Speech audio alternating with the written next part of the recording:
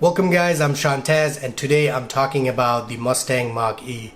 Now this car originally got released this year and is going to be sold sometime 2021, and the biggest question we all have is why are they calling this the Mustang, not just Mach E?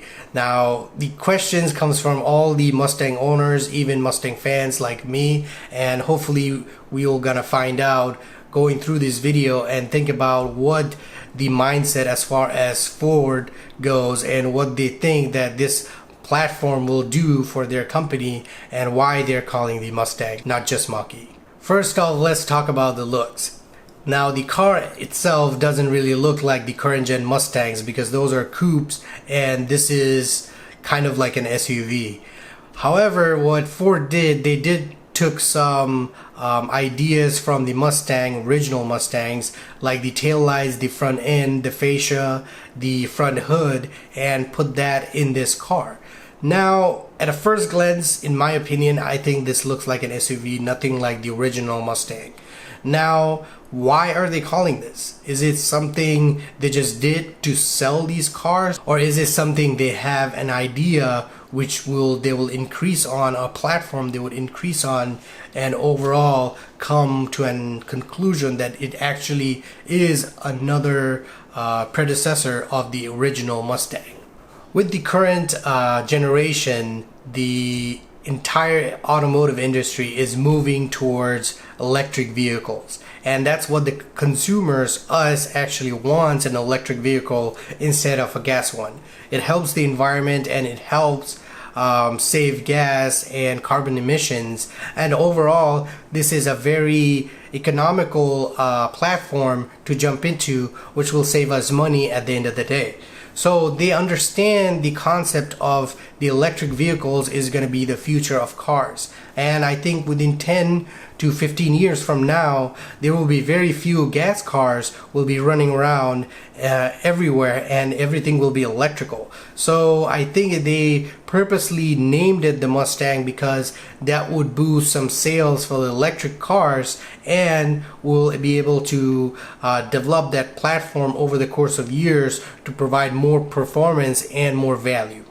Speaking of performance, I think this car actually is able to deliver the performance comparing to the current gen Mustangs. Now, if you think about it, the GT500, those cars doesn't even do 0 to 60 in 3.5 seconds, and the performance version of the Mach E actually does it. So in my mind, I think the performance competitiveness to the actual Mustang, I think the electrical cars actually shine. Yes, it's not an original V8 and it doesn't have that sound and that feeling of driving in V8, but I think as a performance standpoint, this car actually delivers that. Now, comparing to the Tesla models, Teslas usually do 0 to 60 around low 3s or high 4s. Between those, the X and Y models. Now these cars are similar performance comparing to those models. However, the only GT version of Mach E actually does 0 to 60 in 3.5 seconds. Now the range on these cars are around 300 to 270, which will give you around a complete charge and drive around whatever you want to do. Now, the Tesla models are usually much more higher mileage you can get on per charge ratios, but I think the value on this car is basically that it's much more cheaper than the Teslas, and you can buy an electric vehicle which kind of like performs like the Teslas.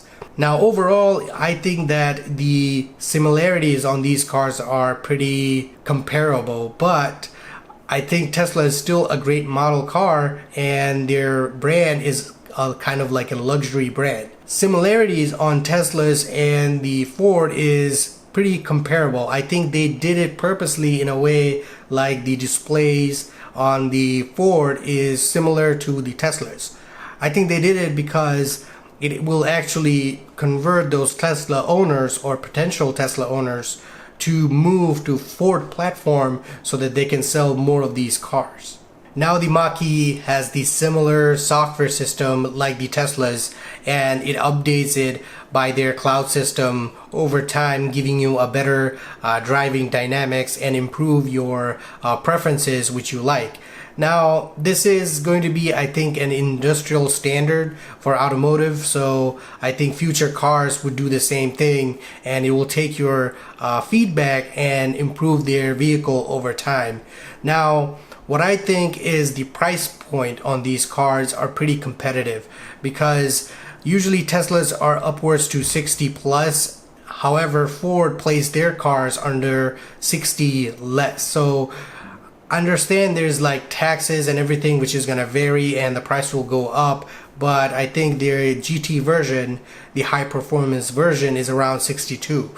Plus you're getting also a $7,500 tax break depending on which state you're living, or whichever tax applies to you, so you will also get that break.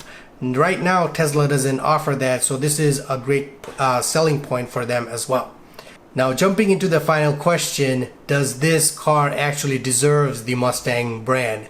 I think, in my opinion, it's debatable, but it might be able to be called a Mustang. The reason I'm saying this is because of the performance these cars can deliver.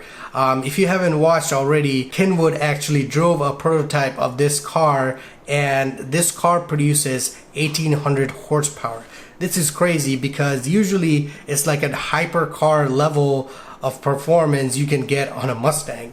Now this can do donuts like crazy, and the noise of those motors are crazy, and I think overall what I see is Ford is developing these cars, and there's going to be a second gen, third gen, which is going to deliver more performance, and I could see that it could be originally be called a Mustang or a predecessor of the original Mustang. Overall, I think this is a great car. I don't know whether I should call it a Mustang or not, but I'm excited that this car platform would give us so much performance, and it will give us a regular guys could afford such a high performance car for such a low cost, which actually makes me very excited for. So I hope you like this video, and if you have any questions, please let me know. I actually researched all of it, and I try to narrow it down and give you the best bits of this car. And if you haven't subscribed, please do, and like the video, and I'll see you on the next one.